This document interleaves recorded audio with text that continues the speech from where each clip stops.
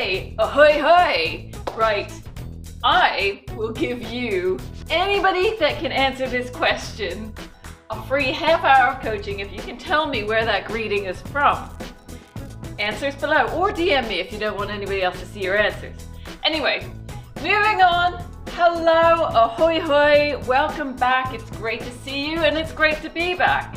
Now, this week's coaching session is all about following on from last week's Instagram Lives. Now, I covered the basics of the Instagram Lives last week, and if you haven't seen it, head back and watch that first. But today I thought I'd go into it in a little bit more depth. Now, I have, get it, 10 great things that you should be doing every time you're thinking about putting on a live. Okay, so let's get down. Okay, so let's get down to it. Number 1, choose who you would like to interview. So selecting your interviewee is a really important part of the process because really you don't want to pick somebody that's A, boring, which would be dreadful, B, that just doesn't have the right kind of information for your audience, or C, somebody that you just don't really click with. You need to be able to have a flowing conversation. So it really helps if you pick somebody that you already know and you already know that you have a great rapport with. And that way, that will come across in the live. Conversation will flow really easily and it'll be much more enjoyable for them to watch. And you want to think about finding somebody that your audience wants to learn something from, or somebody that they will find interesting for some reason. So select your interviewee carefully. Number 2, your questions. Now, again, this is very, very important. You need to think about the questions that you're going to be asking your interviewee. And I would say to get maybe 5 to 10 lined up.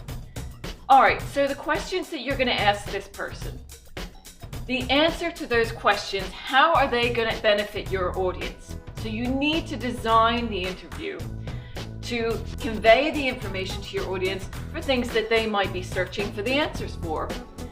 So you want to ask questions that will have great answers and that will be of use to people so that people will stay tuned and they will continue to watch, because then the interview holds value to them. Okay, so this is one great way to keep your audience watching right to the very end. Number 3, once you have selected your interviewee and you have created questions that you want to ask that person, then the next thing that you need to do, in my opinion, now not everybody does this because sometimes they like it to be a little bit more spontaneous, but I personally prefer to give the interviewee an idea of what it is that we're going to be talking about. So I like to have a conversation with them beforehand, either a video chat or a chat on the old-fashioned phone, and discuss with them what I'm looking to extract from the conversation and present them with the questions that I'm thinking about asking them. And that way they have time to prepare. They won't get caught off guard. There isn't going to be any dead time, and there isn't going to be any awkward moments or awkward silences. Number 4, in the days or day leading up to the live interview, you want to make sure that the person that you're interviewing understands the process. And what I mean by that is understands on how to get onto the live, where to find you, what to do once they get there. Because not everybody has done a live and they might be anxious about that and how the process works. So if you haven't, maybe send them a video tutorial on how that works. Now, mine from last week would be an awesome option, so why not send them that? Number 5. Okay, so I touched on this last week because it is such a key element of doing lives, and it's something that nobody wants. You really do not want dead space. You do not want there to be a period of time where you, as the interviewer, have logged on, your live is running, your audience are joining but more and more by the moment, and you're just waiting. You're waiting for your interviewee to arrive. And maybe because they're not that familiar with the process of getting onto a live, maybe it takes them several attempts. So if you're meant to be starting your live at 2:30, they may not be ready till 2:33. Now, 3 minutes, what's that, right? Well, when you are sitting there on your own in dead space trying to fluff your way through, that is an awfully long time. So the next thing that I would recommend is that you have something to fill that space. Why not have a topic of something that you've got going on in the background and treat it like a sneak peek into what you've got coming next? So that way the people that are watching you and the audience that have arrived are being entertained, and they've got something going on and something to learn about and something to look at, which again holds value, which is going to keep them where they are and continue to watch until your interviewee is ready. So yes, it's very, very important that you have a stockpile of things that you can talk about to keep people's interest in that dead space time. On to number 6. Number 6, you should make sure that your space is prepared. So when I do videos, I always try to make sure that there's decent lighting and that there's not going to be too much noise or too many interruptions going on around me. It can be really distracting for the people that are watching. So you don't want to give them that split second of breaking their concentration on what you're saying. You want to keep the momentum flowing. So make sure that you've got good lighting. You don't want to look like this. So just to give you an idea of what that might look like, I've actually gone into my cupboard, as you can see, where all my lovely dresses hang. But you can see the light isn't good, and having the light behind me, it doesn't really help to see me very well. So when you are preparing your space, try to find a space where the light is better. So it's generally better if I turn around when I'm facing the light, so you can see me much better now, okay? Instead, you'd like to have good lighting on yourself and your interviewee. Now, I have watched some lives, and the interviewer looks great, and they have prepared their environment, whereas the person being interviewed has been, it looked like they're sitting in their back room. Now, it might be a bit like this, or it could even be worse. Now, this actually isn't too bad, but I prefer to have light on me when I'm doing any of my videos, and as you can see, it does just illuminate things better, it makes things clearer, and it's much easier to watch. Okay, so number 7.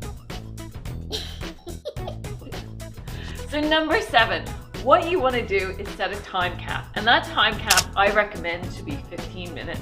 Now tell your interviewee that this is what's going to happen so that they can keep an eye on the clock and they'll understand when it's time to shut down, so that it doesn't come all of a sudden and out of the blue and they're wondering why you're stopping them from talking. That would not be great.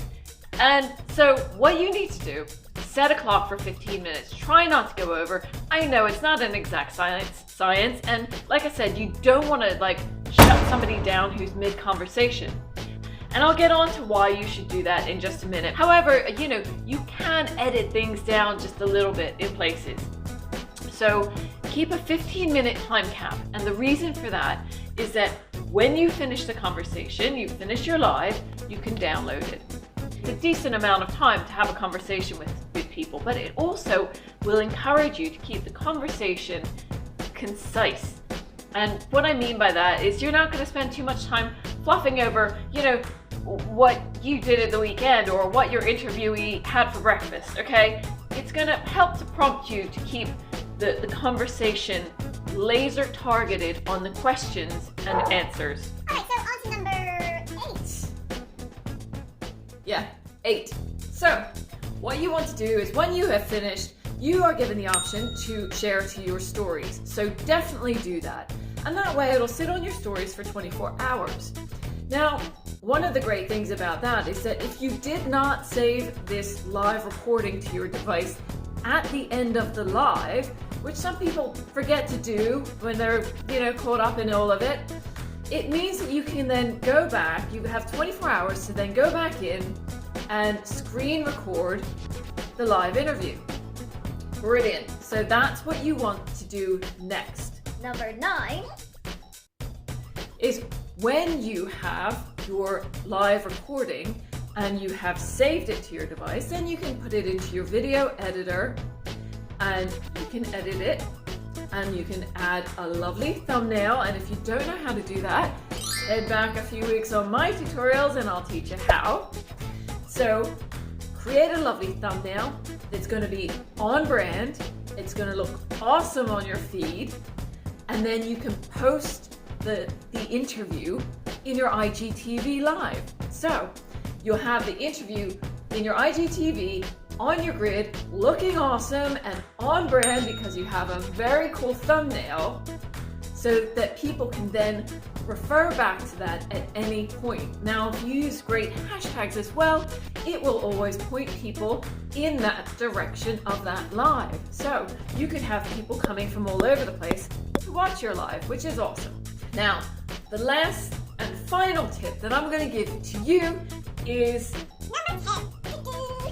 Number 10 is that a few days after you have posted your IGTV live to your grid, then what you want to do is create a story with a swipe up that links through to your IGTV, just to remind those people that thought, oh yeah, I want to watch that, and then forgot because they had so many things going on.